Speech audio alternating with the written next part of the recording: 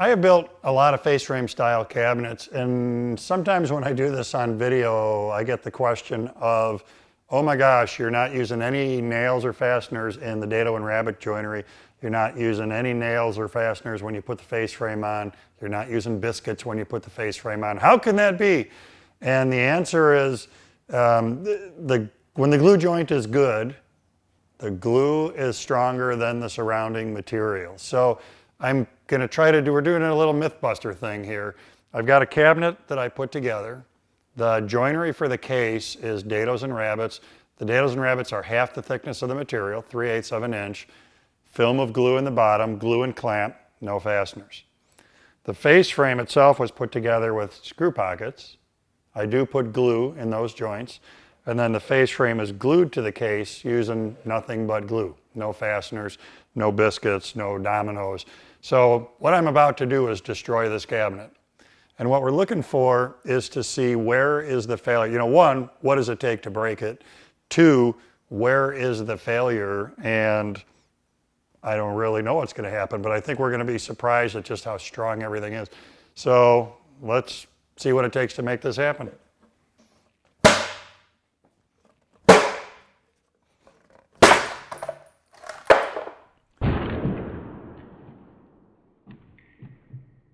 All right, let's look at the results of this crazy science experiment.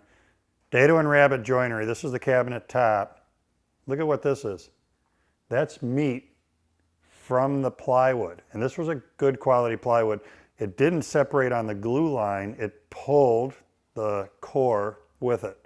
Let's look at the face frame construction. Can you see what's going on here? This is the remainder of the stile, still stuck to the rail. The glue joint didn't fail, the wood broke. Same thing on this side.